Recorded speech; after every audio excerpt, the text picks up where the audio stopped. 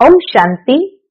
आज 18 दिसंबर 2024 के बाबा के अनमोल मधुर महावाक्य सुनेंगे। आज की मुरली में बाबा कहे, बच्चे तुम्हें सर्वशक्तिमान परमात्मा से अपना बुद्धि योग लगाना है, क्योंकि आत्मा की बैटरी धीरे धीरे डिस्चार्ज होती गई है। सतो प्रधान से जैसे जैसे तमो प्रधान बने हैं, वैसे आत्मा की बैटरी डिस्चार्ज हो गई, लेकिन एकदम डिस्चार्ज नहीं होती है। इसीलिए संगम पर जब बाप आते हैं तो हमें अपने बुद्धि योग को बाप के साथ जोड़ करके अपनी आत्मा की बैटरी को चार्ज करना है, अर्थात स्वयं में शक्ति भरना है। बाबा कहे, जैसे दुनिया में कोई मोटर होती है, उसकी बैटरी डिस्चार्ज होने से मोटर खड़ी हो जाती है। ठीक इसी तरह आत्मा की बैटरी को भी भरना है। दूसरा उदाहरण बाबा ने दिया कि जैसे दिए में दृत कम हो जाता है तो धीरे धीरे दिया बुझने पर आता है, लेकिन एकदम बुझने से पहले अगर उसमें दृत डाल दिया जाए तो फिर से प्रकाश चारों ओर फैलाने लगता है। ऐसे आत्मा की बैटरी भी कंप्लीटली डिस्चार्ज नहीं होती है, थोड़ा सा दृत बचता है, तब बाप आकर के ज्ञान का दृत डाल करके आत्मा की ज्योति को पुनः प्रज्वलित करते हैं। इसीलिए बाबा कहे, तुम बच्चों को अपने अंदर शक्ति भरनी है, याद से ही शक्ति भरेंगी और जितनी आत्मा पवित्र सतो प्रधान बनती जाएंगी तो नई दुनिया में जाने के योग्य हो जाएंगे। तो सुनते हैं बाबा के आज के मधुर महावाक्य। ओम शांति। मीठे बच्चे, सर्वशक्तिमान बाप से बुद्धि योग लगाने से शक्ति मिलेगी। याद से ही आत्मा रूपी बैटरी चार्ज होती है, आत्मा पवित्र सतो प्रधान बन जाती है। आज की मुरली से प्रश्न है, संगम युग पर तुम बच्चे कौन सा पुरुषार्थ करते हो जिसकी प्रारब्ध में देवता पद मिलता है? संगम पर ऐसा कौन सा पुरुषार्थ करते हैं जिसकी प्रारब्ध में देवता पद मिलता है? उत्तर है, संगम पर हम शीतल बनने का पुरुषार्थ करते हैं। शीतल अर्थात पवित्र बनने से हम देवता बन जाते हैं। जब तक शीतल न बने तब तक देवता भी बन नहीं सकते। संगम पर शीतल देवियां बन सब पर ज्ञान के ठंडे छींटे डाल सबको शीतल करना है।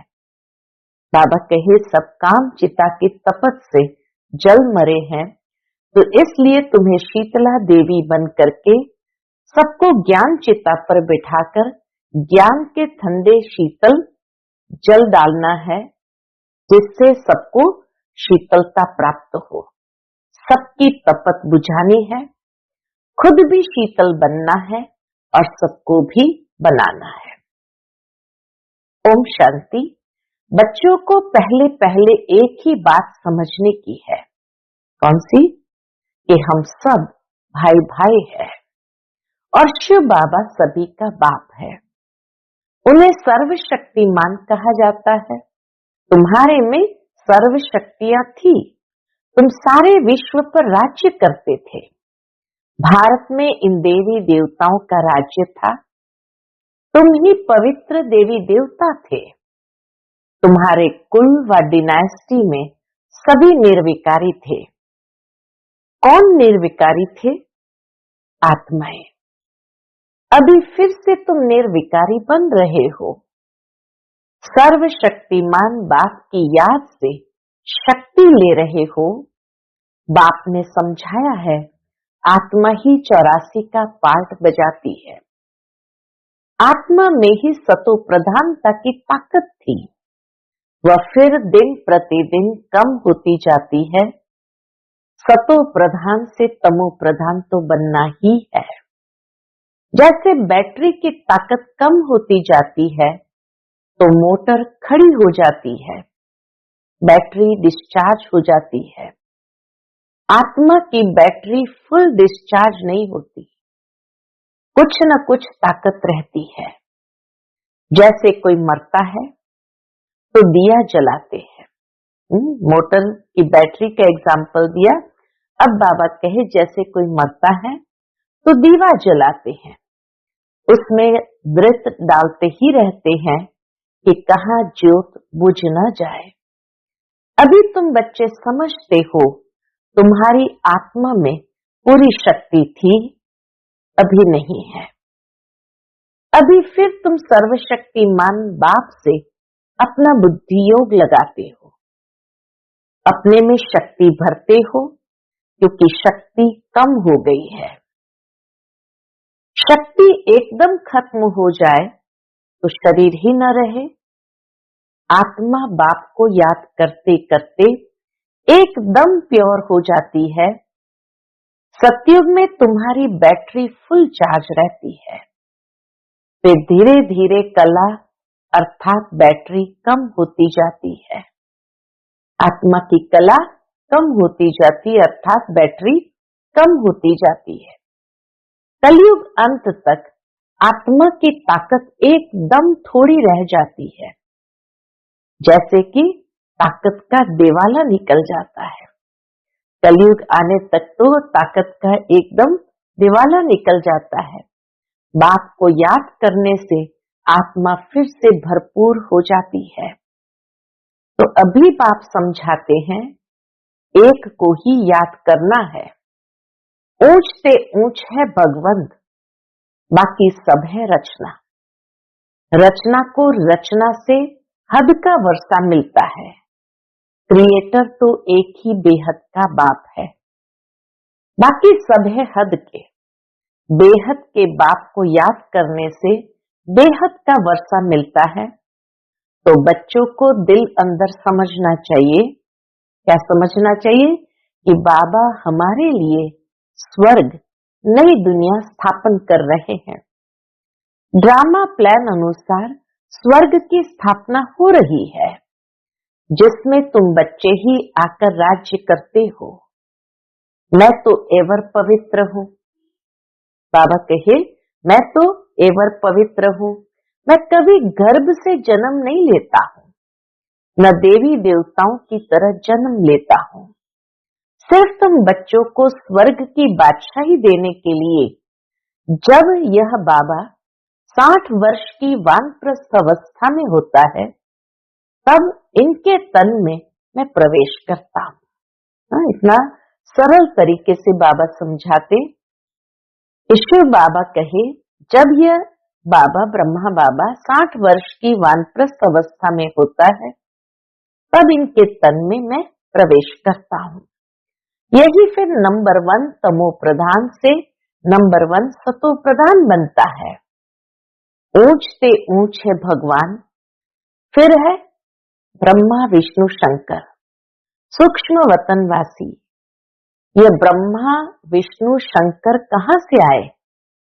यह सिर्फ साक्षात्कार होता है।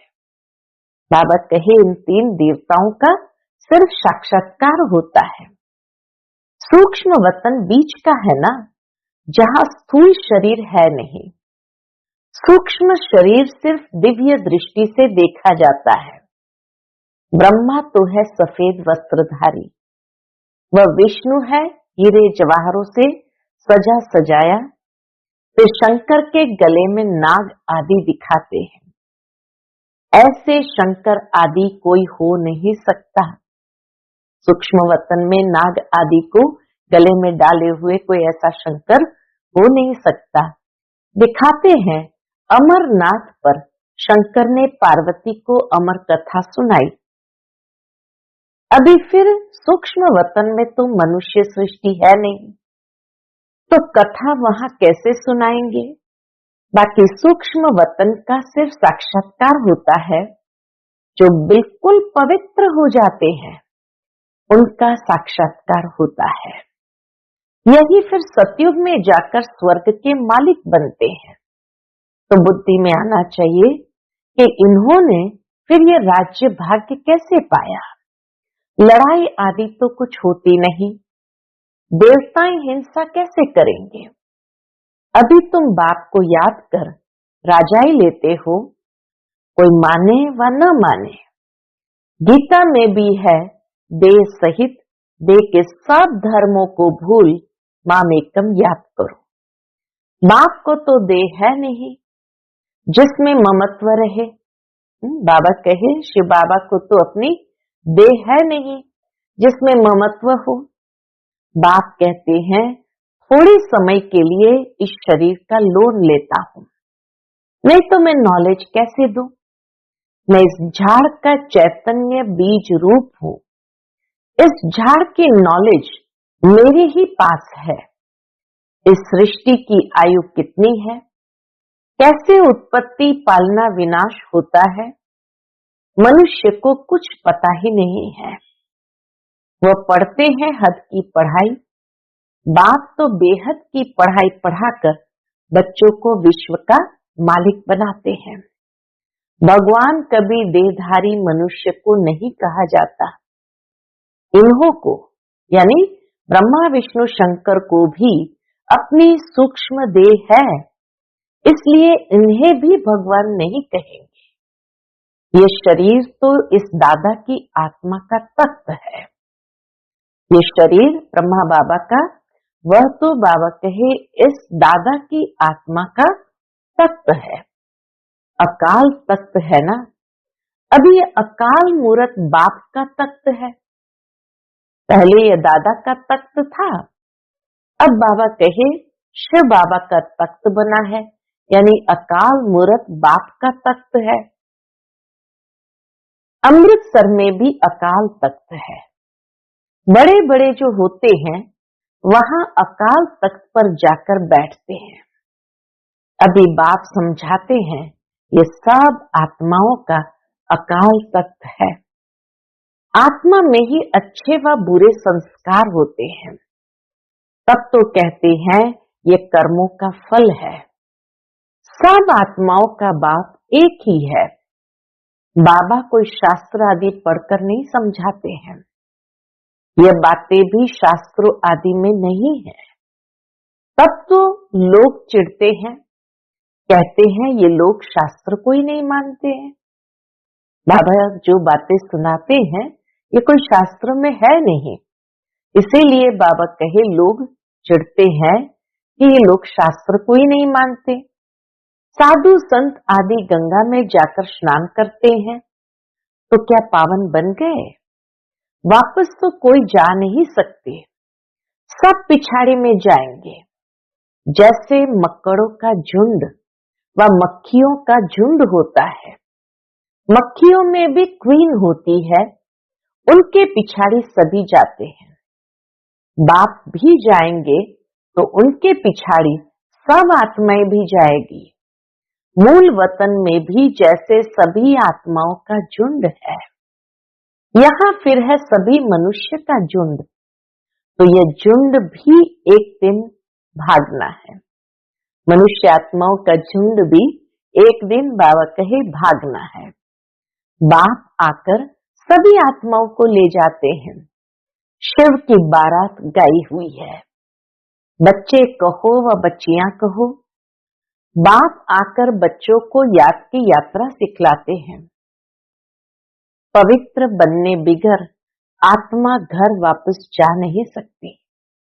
जब पवित्र बन जाएंगे तो पहले शांति धाम में जाएंगे, फिर वहां से आहिस्ते आहिस्ते आते रहते हैं, नीचे उतरते रहते हैं और वृद्धि होती रहती है। राजधानी बननी है ना, राजधानी बननी है ना, सभी इकट्ठे नहीं आते हैं। झाड़ आहिस्ते आहिस्ते वृद्धि को पाता है ना। पहले पहले आदि सनातन देवी देवता धर्म है जो बाप स्थापन करते हैं। ब्राह्मण भी पहले पहले वही बनते हैं जिन्हें देवता बनना है। प्रजापिता ब्रह्मा तो है ना, प्रजा में भी भाई बहन हो जाते हैं। ब्रह्मा कुमार कुमारियां तो यहाँ ढेर बनते हैं। जरूर निश्चय बुद्धि होंगे तब तो इतने ढेर मार्क्स लेते हैं। तुम्हारे में भी जो पक्के हैं वह वहां पहले आते हैं, कच्चे वाले पिछाड़ी में ही आएंगे। मूल वतन में सभी आत्माएं रहती है, फिर नीचे आती है तो वृद्धि होती जाती है। शरीर बिगर आत्मा कैसे पाठ बजाएंगी? ये पाठधारियों की दुनिया है जो चारों युगों में फिरती रहती है। सतयुग में हम सो देवता थे, फिर क्षत्रिय वैश्य शूद्र बनते हैं। अभी यह है पुरुषोत्तम संगम युग। यह युग अभी ही बनता है जबकि बाप आते हैं। ये अभी बेहद की नॉलेज बेहद का बाप ही देते हैं। शिव बाबा को अपने शरीर का कोई नाम नहीं है। ये शरीर तो इस दादा का है। शिव बाबा कहे ये शरीर तो इस दादा का है। बाबा ने थोड़े समय के लिए ये लोन लिया है। बाप कहते हैं हमको तुमसे बात करने के लिए मुख तो चाहिए ना। मुख न हो तो बाप बच्चों से बात भी न कर सके। फिर बेहद की नॉलेज भी इस मुख से सुनाता हूँ, इसलिए इसको गौ मुख भी कहते हैं। पहाड़ों से पानी तो कहाँ भी निकल सकता है, फिर यहाँ गौमुख बना दिया है। उससे पानी आता है, उन्हें फिर गंगा जल समझ पीते हैं।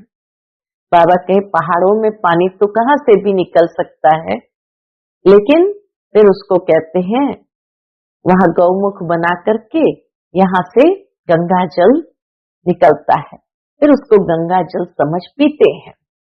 उस पानी का फिर कितना महत्व रखते हैं। आबू में भी 700 सीढ़ी नीचे उतर करके गौमुख बनाया है, जहां पहाड़ों से पानी आता है और उसको गंगा जल समझ पीते हैं। बाबा कहे उस पानी का फिर कितना महत्व रखते हैं। इस दुनिया में है सब झूठ, सच तो एक बाप ही सुनाते हैं। फिर वह झूठे मनुष्य इस बात की नॉलेज को झूठ समझ लेते हैं। भारत में जब सतयुग था तो इसको सचखंड कहा जाता था। फिर भारत ही पुराना बनता है तो हर बात हर चीज झूठी होती है। कितना फर्क हो जाता है। बाप कहते हैं तुम हमारी कितनी ग्लानि करते हो। सर्वव्यापी कह कितना इंसल्ट किया है। शिव बाबा को बुलाते ही है कि इस पुरानी दुनिया से ले चलो, हमको इस पुरानी दुनिया से पार कहीं ले चलो। बाप कहते हैं मेरे सभी बच्चे काम चिता पर चढ़कर कंगाल बन गए हैं। बाप बच्चों को कहते हैं तुम तो स्वर्ग के मालिक थे ना। स्मृति आती है, बच्चों को ही समझाते हैं, सारी दुनिया को तो नहीं समझाएंगे। बच्चे ही बात को समझते हैं, दुनिया इस बात को क्या जाने। सबसे बड़ा कांटा है काम का, नाम ही है पतित दुनिया। सतयुग है 100% पवित्र दुनिया। मनुष्य ही पवित्र देवताओं के आगे जाकर नमन करते हैं। भाई बहुत भक्त है जो वेजिटेरियन है, परंतु ऐसे नहीं कि विकार में नहीं जाते हैं। ऐसे तो बहुत बाल ब्रह्मचारी भी रहते हैं, छोटेपन से कभी छीछी खाना आदि नहीं खाते हैं। सन्यासी भी कहते हैं निर्विकारी बनो, घर बार का सन्यास करते हैं, फिर दूसरे जन्म में भी किसी गृहस्थी के पास जन्म ले, फिर घर बार छोड़ जंगल में चले जाते हैं। परंतु क्या पतित से पावन बन सकते हैं? दुनिया ही तमो प्रधान है, तो बाबा कहे पतित से पावन कैसे बन सकते हैं? नहीं, पतित पावन बाप की श्रीमत बिगर कोई पतित से पावन बन नहीं सकते। भक्ति है उतरती कला का मार्ग, तो फिर पावन कैसे बनेंगे? पावन बने तो घर जावे, स्वर्ग में आ जाए। सतयुगी देवी देवताएं कब घर बार छोड़ते हैं क्या? उन्हों का है हद का संन्यास, तुम्हारा है बेहद का संन्यास। सारी दुनिया, मित्र संबंधी आदि सबका संन्यास। तुम्हारे लिए अब इस स्वर्ग की स्थापना हो रही है। तुम्हारी बुद्धि स्वर्ग तरफ है, मनुष्य तो नर्क में ही लटक पड़े हैं। तुम बच्चे फिर बाप की याद में लटके पड़े हो। मनुष्य नर्क में ही लटके पड़े हैं और बाबा कहे तुम बच्चे बाप की याद में लटके पड़े हो। तुमको शीतल देवियां बनाने के लिए ज्ञान चिता पर बिठाया जाता है। शीतल अक्षर के अगेंस्ट है कपट। तुम्हारा नाम ही है शीतला देवी। एक तो नहीं होगी ना, जरूर बहुत होगी जिन्होंने भारत को शीतल बनाया है। इस समय सभी काम चिता पर जल रहे हैं। तुम्हारा नाम यहाँ शीतला देवियां है। बाबा कहे तुम्हारा नाम यहाँ शीतला देवियां है। तुम शीतल करने वाली, ठंडा छींटा डालने वाली देवियां हो। छींटा डालने जाते हैं ना, यह है ज्ञान के छींटे जो आत्मा के ऊपर डाले जाते हैं। आत्मा पवित्र बनने से शीतल बन जाती है। इस समय सारी दुनिया काम चिता पर चढ़ काली हो पड़ी है। अब कलश मिलता है तुम बच्चों को। कलश से तुम खुद भी शीतल बनते हो और दूसरों को भी बनाते हो। यह भी शीतल बने हैं ना? बाबा कहे यह भी शीतल बने हैं ना? दोनों इकट्ठे हैं। घर बार छोड़ने की तो बात ही नहीं। लक्ष्मी नारायण दोनों ही शीतल बने हैं। बाकी बाबा कहे घर बार छोड़ने की तो बात ही नहीं, लेकिन गौशाला बनी होगी तो जरूर कोई ने घर बार छोड़ा होगा। इसलिए ज्ञान चिता पर बैठ शीतल बनने के लिए। जब तुम यहाँ शीतल बनेंगे तभी तुम देवता बन सकते हो। अभी तुम बच्चों का बुद्धियोग पुराने घर के तरफ नहीं जाना चाहिए। बाप के साथ बुद्धि लटकी रहे, क्योंकि तुम सबको बाप के पास घर जाना है। बाप कहते हैं मीठे बच्चे, मैं पंडा बनकर आया हूँ तुमको ले चलने। ये शिव शक्ति पांडव सेना है। तुम हो शिव से शक्ति लेने वाली। वह है सर्वशक्तिमान। मनुष्य तो समझते हैं परमात्मा मरे हुए को जिंदा कर सकते हैं, परंतु बाप कहते हैं लाडले बच्चे, इस ड्रामा में हर एक को अनादि पार्ट मिला हुआ है। मैं भी क्रिएटर, डायरेक्टर, प्रिंसिपल, एक्टर हूँ। ड्रामा के पार्ट को हम कुछ भी चेंज नहीं कर सकते हैं। मनुष्य समझते हैं पत्ता पत्ता भी परमात्मा के हुक्म से हिलता है, लेकिन परमात्मा तो खुद कहते हैं मैं भी ड्रामा के अधीन हूँ, इसके बंधन में बांधा हुआ हूँ। ऐसे नहीं कि मेरे हुक्म से पत्ता हिलेंगे, ये नहीं कि बाबा हुक्म करेंगे तो पत्ता हिलेगा। सर्वव्यापी के ज्ञान ने भारतवासियों को बिल्कुल ही कंगाल बना दिया है, यानी बुद्धि कंगाल हो गई है। बाप के ज्ञान से भारत फिर सिरताज बनता है। जैसे जैसे ज्ञान की धारणा होती जाती है, आत्मा समृद्ध होती जाती, बुद्धि पावरफुल बनती है, तो ज्ञान से ही भारत सिरताज बनता है। अच्छा, मीठे मीठे सिकिलधे बच्चों प्रति माता पिता बाप दादा का याद प्यार और गुड मॉर्निंग। रूहानी बाप की रूहानी बच्चों को नमस्ते। हम सभी रूहानी बच्चों की रूहानी माता पिता बाप दादा को याद प्यार, गुड मॉर्निंग और नमस्ते। नमस्ते, शुक्रिया बाबा, शुक्रिया। आज की मुरली से धारणा के लिए मुख्य सार है। पहली पॉइंट, सूर्यवंशी में पहले पहले आने के लिए निश्चय बुद्धि बन फुल मार्क्स लेनी है, पक्का ब्राह्मण बनना है। बेहद की नॉलेज स्मृति में रखनी है।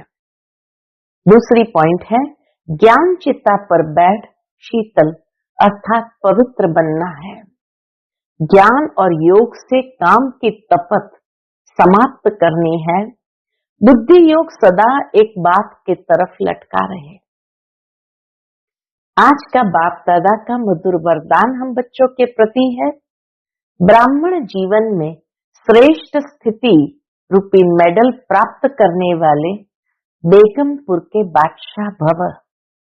ब्राह्मण जीवन में श्रेष्ठ स्थिति रूपी मेडल प्राप्त करने वाले बेगमपुर के बादशाह भव।